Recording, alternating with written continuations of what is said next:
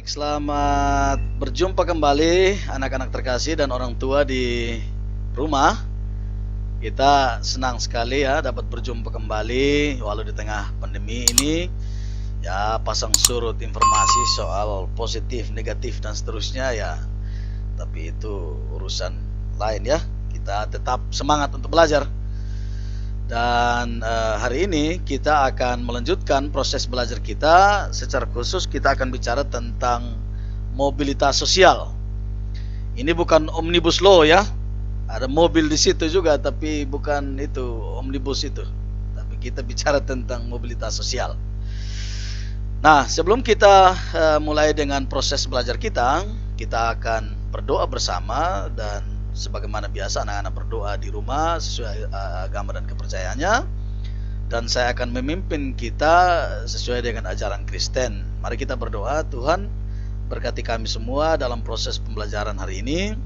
Biarlah apa yang kami pelajari ini dapat menjadi pedoman, dapat menjadi bekal bagi kehidupan kami hari lepas hari. Anak-anak terkasih yang ada di rumah bersama dengan orang tua dan semua sanak saudara yang selalu setia membantu mereka, kami pertaruhkan ke dalam tangan kasih-Mu. Berkati juga kami sebagai guru untuk selalu menyediakan yang terbaik bagi anak-anak dan tetap semangat untuk mendidik dan mengajar membesarkan anak-anak terkasih. Terima kasih Tuhan. Ini doa sembahyang kami dalam nama Yesus kami berdoa. Amin. Baik, anak-anak terkasih, sekali saya bilang tadi kita akan bicara tentang mobilitas sosial, ya. Nah, kita akan lihat satu persatu tentang hal-hal ini. Yang pertama, saya ingin bilang kita punya materi pelajaran, materi pokoknya pengaruh interaksi sosial terhadap kehidupan sosial dan kebangsaan. Sub materinya terkait dengan mobilitas sosial. Setelah proses pembelajaran nanti, setelah Bapak akan menjelaskan seluruh materi, diharapkan yang pertama anak-anak dapat mengidentifikasi faktor-faktor yang menyebabkan terjadinya mobilitas sosial, ya. Yang kedua, anak-anak dapat menjelaskan berbagai faktor yang mendorong terjadinya mobilitas sosial dengan rinci. Yang ketiga, anak-anak dapat mengidentifikasi faktor-faktor yang menghambat terjadinya mobilitas sosial dengan tepat tentunya. Dan yang terakhir, anak-anak akan membuat sebuah laporan sebagai hasil dari membaca autobiografi orang sukses dengan sistematis, lalu akan menuliskannya kembali. Ada petunjuk di bagian akhir nanti. Nah, ini kurang lebih yang harus kita capai ya. Jadi jangan lupa perhatikan dengan baik untuk kita bisa identifikasi faktor-faktor yang menyebabkan terjadi mobilitas sosial, faktor yang mendorong terjadi mobilitas sosial, faktor yang menghambat terjadinya mobilitas sosial, dan terakhir kita bisa membuat sebuah laporan terkait dengan autobiografi dari orang-orang sukses. Nah, kita mulai dari yang pertama terkait dengan faktor-faktor yang menyebabkan terjadinya mobilitas sosial. Kita mulai dari hal yang paling dasar, yaitu soal sifat manusia ya. Salah satu sifat dasar manusia adalah tidak pernah puas ya. Manusia tidak akan pernah puas. Kalau ada satu motor, dia bilang kalau bisa tambah satu saja. Lalu ada dua motor, dia bilang kalau bisa tambah satu mobil. Ada satu mobil, dia bilang kalau bisa tambah satu helikopter, dan seterusnya. Manusia tidak akan pernah puas ya. Nah, dorongan dalam diri manusia sebagai sifat dasar manusia yang tidak puas ini, maka manusia pada makhluk ekonomi dan manusia punya sifat dasar tidak puas, maka ada dorongan dari dalam dirinya, dan dorongan tersebut merupakan salah satu faktor yang membuat kehidupan kita semakin baik. Ada dorongan untuk ada perubahan ya, dari hidup sebelumnya biasa-biasa saja atau pas-pasan, kemudian bergerak menuju pada hidup yang berkelimpahan atau memiliki segala sesuatu yang kita inginkan. Ya, selalu kita sebut dengan cita-cita. Anak-anak kan tentu masih ingat waktu masuk SD atau waktu masuk SMP, waktu MOS kan kita tanya, cita-citanya mau jadi apa? Nah, itu sebagai bagian dari sebuah pertanyaan untuk mendorong anak-anak pada tekad dan mimpi yang dimiliki. Setiap kita kan diharuskan punya mimpi ya. Jangan sampai ya kita bilang mengalir sa Bapak, dia mengalir sa. Begitu tidak bisa ya. Harus punya mimpi, punya cita-cita, anak-anak terkasih.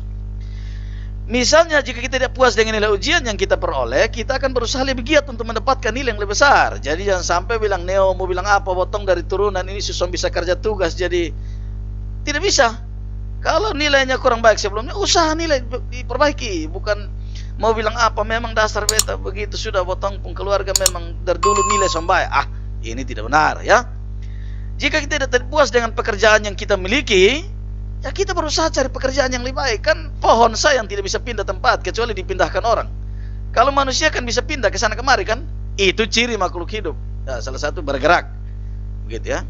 Jadi jangan sampai di pekerjaan ini tidak bagus tapi bertahan terus di situ mau bilang apa, potong kerja begini yang penting masih ada napas, tidak bisa. Pindah, cari yang baru. Nah, ini sifat manusia ya.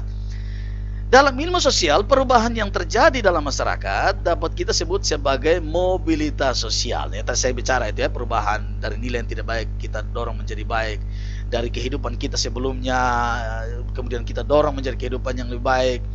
Ya, itu adalah sebuah ilmu yang dalam ilmu sosial kita sebut dengan mobilitas sosial. Ya, individu atau kelompok yang melakukan upaya perpindahan posisi ya, kita sebut dengan mobilitas sosial. Jadi ada usaha ya, upaya ya. Jadi orang bilang kehidupan ini jangan kita hanya banyak gaya tapi juga harus banyak usaha, karena untuk perubahan itu selain gaya ada usaha juga. Kalau kebanyakan gaya tidak ada usaha juga berat, begitu ya. Tapi itu kata netizen ya. Secara alamiah, sebagian besar individu berlomba-lomba untuk merubah posisi sosialnya dan mencapai puncak hierarki sosial. Kalau Anda lihat dalam teori stratifikasi sosial atau bagaimana teori kehidupan sosial masyarakat, ada yang disebut dengan piramida terbalik. Kelompok masyarakat paling bawah, kemudian ke level menengah di bagian tengah, dan ke level atas. Jadi seperti piramida. Yang paling atas itu disebut dengan puncak hierarki sosial. Nah, oke, itu dalam kehidupan masyarakat kita, dan mau tidak mau, suka tidak suka, ada situasi itu. Nah, tujuan dari upaya kita untuk berlomba-lomba merubah posisi sosial itu ada macam-macam ya. Ada yang ingin mendapatkan pengakuan oleh masyarakat, ya itu om itu dulu dia ini, mas sekarang dia ini, pengakuan namanya ya. Dulu dia jalan kaki, sekarang dia naik oto, dia foto juga bagus lah. Nah, ini pengakuan sosial namanya.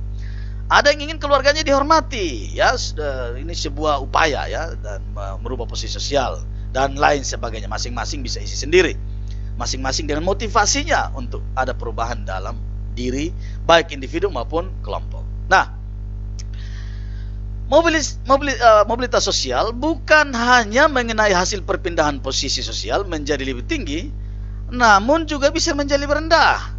Begitu ya. Makanya dalam mobilitas sosial kita kenal ada mobilitas sosial vertikal, ada mobilitas sosial horizontal. Nah, oke. Nah, ini saya kira sebelumnya sudah dipelajari ya. Kalau yang vertikal itu bisa ke atas, bisa ke bawah.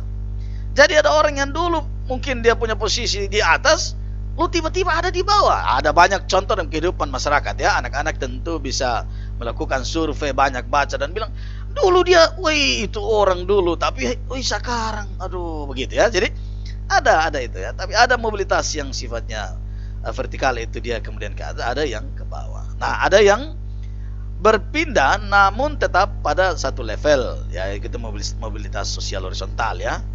Ya, kalau vertikal ya kita bisa lihat kalau dalam struktur ya, ada Pak Presiden kita hari ini yang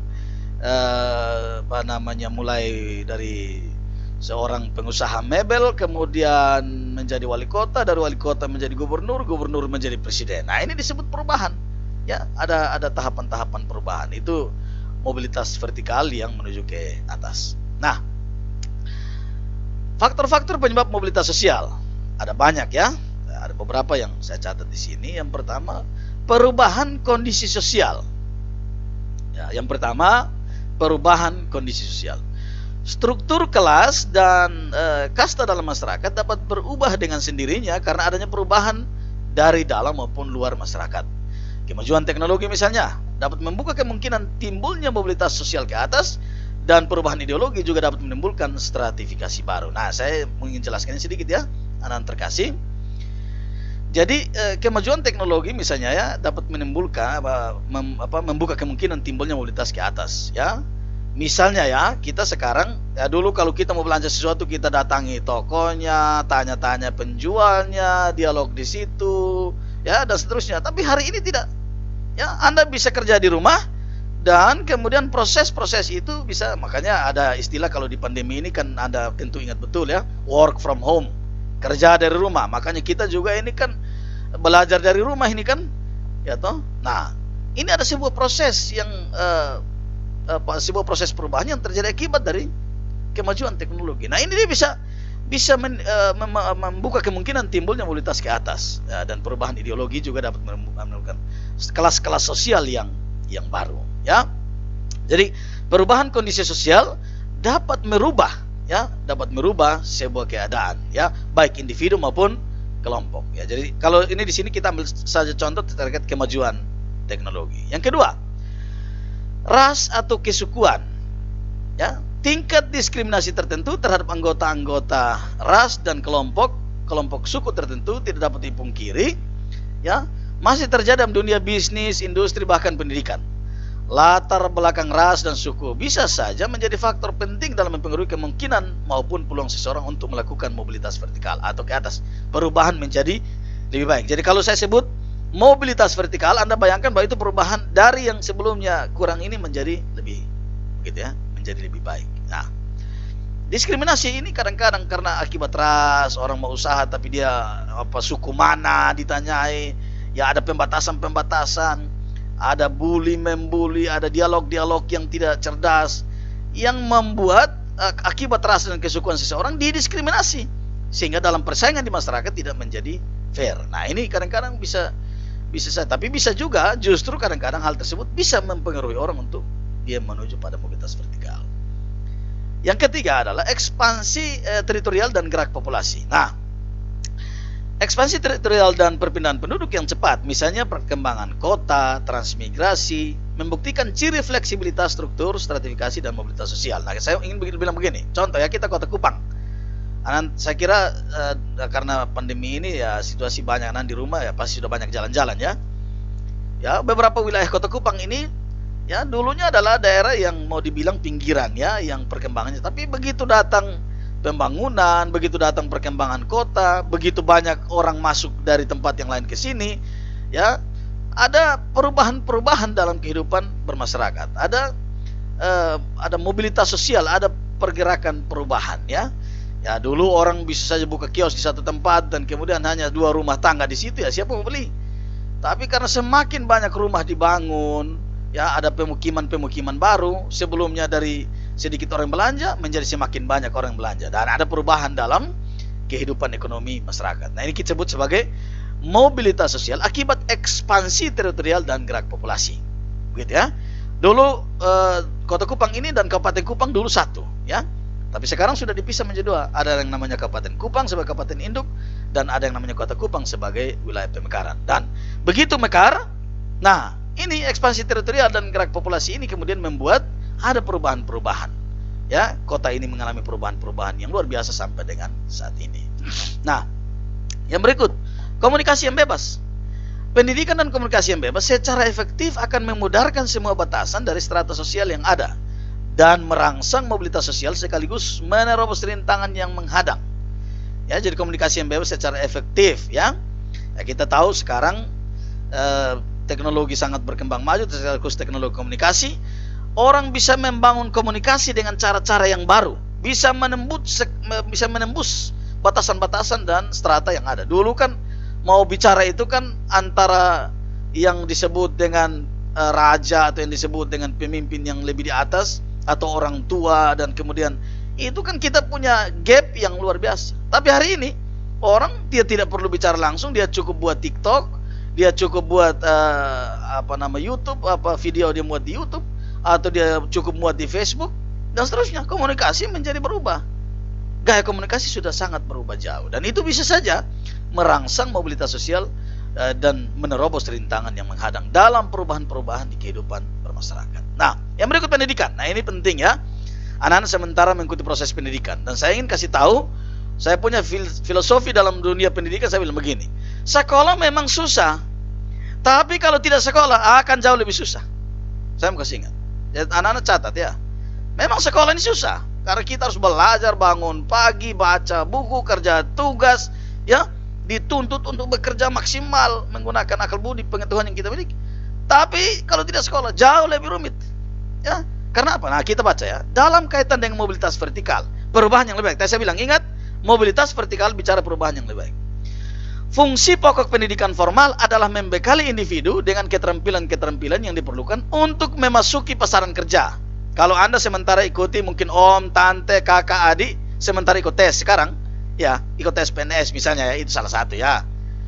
Tingkat pendidikan itu apa? Ya menjadi alat ukur. Ya kita cari tenaga kesehatan untuk menyuluh di desa A misalnya. Tidak bisa tiba-tiba bilang siapa saja daftar. Tidak sekolah juga tidak apa-apa, yang penting bisa ngomong. Waduh, itu bagaimana ceritanya? Ya kan? Tingkat pendidikan formal menjadi alat ukur. Oh, dia sekolah di sekolah kesehatan ini, dia sekolah di akademi kesehatan ini. Oke, mana ijazah Anda? Oke, ini tunjukkan. Nah, ini. Ya tingkat pendidikan ya yang memadai akan menempatkan seseorang pada posisi menguntungkan jika harus bersaing dengan orang lain untuk suatu jabatan tertentu.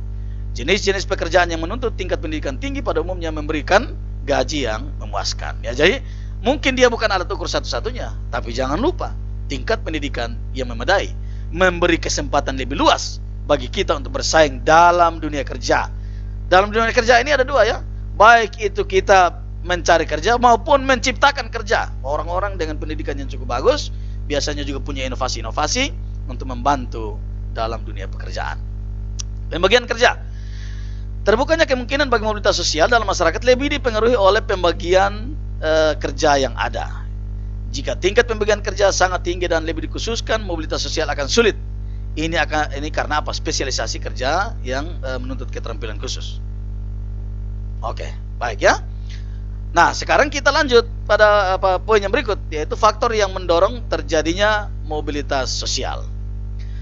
Ada beberapa faktor yang dapat mendorong terjadi mobilitas sosial pada individu maupun kelompok. Satu, ya ada 5 poin ya, tapi nanti kita akan bahas secara mendalam. Yang pertama, faktor struktural dan status sosial. Ya, ini saya ulang ya, faktor yang mendorong, ya, faktor yang mendorong terjadi mobilitas sosial. Yang pertama, faktor struktural dan status sosial. Yang kedua, faktor individual atau faktor pribadi. Yang ketiga, kondisi politik. Yang keempat, keadaan ekonomi. Dan yang kelima, masalah kependudukan. Nah, kita mulai dari yang pertama, faktor struktural. Faktor ini terkait dengan kesempatan seseorang untuk menempati sebuah kedudukan serta kemudahan untuk memperolehnya. Kalau di Indonesia, struktur masyarakat kita sangat terbuka ya. Saya mau kasih ingat anak-anak, kita sudah belajar tentang ASEAN. Saya berharap anak-anak masih ingat ya tentang ASEAN. Saya yakin. Tolong buka kembali materi ASEAN, pelajari. Ya, tentang bagaimana struktur masyarakat yang ada hubungan juga dengan sistem pemerintahan negara-negara di ASEAN misalnya ya. Kita berbeda, Indonesia berbeda dengan negara, berbeda dengan Brunei, berbeda dengan Singapura, berbeda dengan Thailand, berbeda dengan Vietnam dan seterusnya. Pelajari kembali itu ya. Kalau di Indonesia strukturnya masyarakatnya sangat terbuka. Jadi kesempatan kita, atau di sini saya tulis kesempatan kamu untuk menempati berbagai jabatan yang tinggi, seperti manajer, bahkan sampai jadi presiden, sangat besar.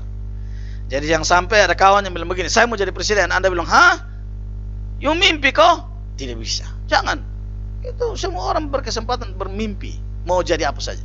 Karena struktur kita di Indonesia sangat terbuka. Siapa saja bisa jadi apa saja. Gitu ya. Tergantung kemauan dan kemampuan Anda. Gitu ya.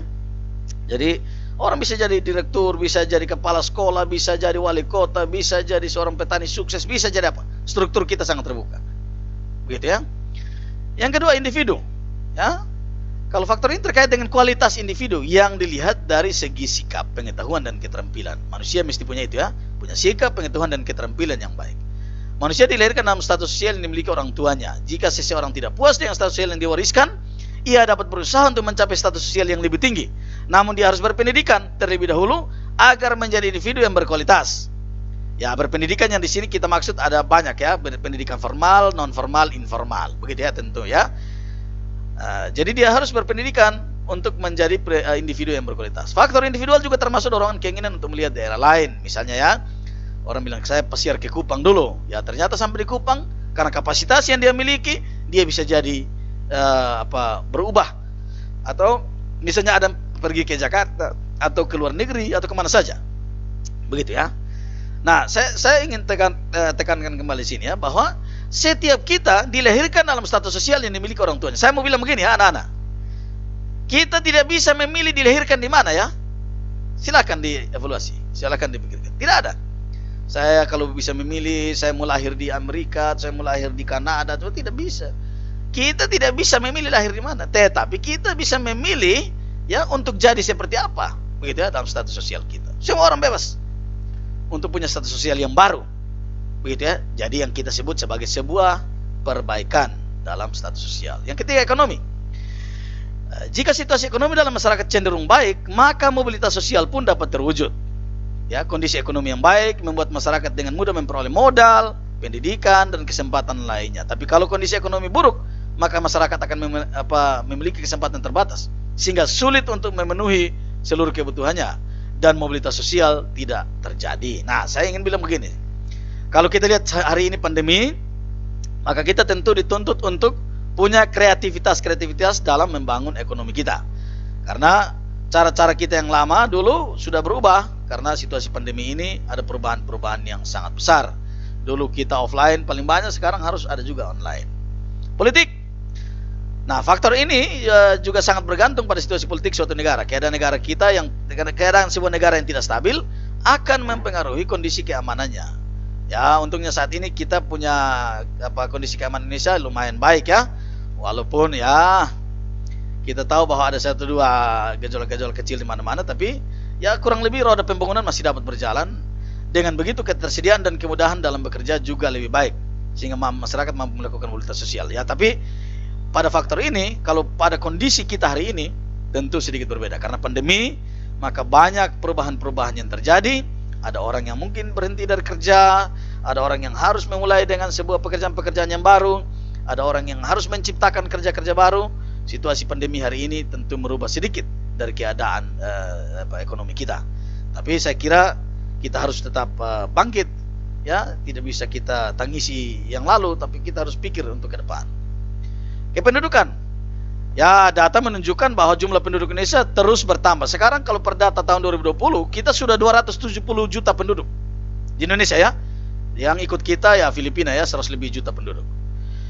Jadi selalu bertambah dari waktu ke waktu. Penambahan ini bisa mempersempit lahan pemukiman, bahkan lahan pertanian dan seterusnya, bisa juga menimbulkan kemiskinan. Makanya masalah kependudukan seperti ini mendorong individu dan pemerintah untuk mengarahkan masyarakat agar bermigrasi ke daerah lain, sehingga mobilitas sosial pun terjadi. Makanya ada perpindahan penduduk ya, dari satu daerah ke daerah yang lain. Misalnya kalau setiap tahun ya ada orang banyak yang ke Jakarta, ada orang dari tempat lain datang ke Kupang sebagai ibu kota provinsi Nusa Tenggara Timur. Ya, perpindahan ini kenapa? Untuk terjadi mobilitas sosial. Bukan di dalam negeri saja ya, tapi bahkan sampai ke luar negeri. Nah, apa saja faktor yang menghambat terjadi mobilitas sosial? Ya, satu, kemiskinan. Ya. Yang kedua, diskriminasi. Ya, nanti kita uraikan. Yang ketiga, faktor budaya dan ketimpangan gender. Dan yang keempat, perbedaan kepentingan. Nah, kita mulai. Kemiskinan. Ya, masyarakat yang mengalami kemiskinan akan kesulitan untuk mencapai status sosial tertentu. Ya, salah satu penyebab kemiskinan ya tentu ada juga karena akibat pendidikan yang rendah. Ya, kalau pendidikan rendah gimana? Pendidikan yang rendah, maka kualitas sumber daya manusia pun rendah. Ya, akibatnya apa? Kemampuan untuk bersaing menjadi terbatas. Ya, kebutuhan lapangan kerja misalnya membutuhkan orang dengan kualifikasi SMA ke atas, sementara tingkat pendidikan masyarakat kita mungkin masih SMP ke bawah. Nah, ini kan tentu kualitasnya tidak memadai untuk pasar ya tenaga kerja gitu. Nah, ini ada faktor kemiskinan ya, membuat status sosial ya, penyebab terjadinya mobilitas yang rendah. Yang kedua, diskriminasi.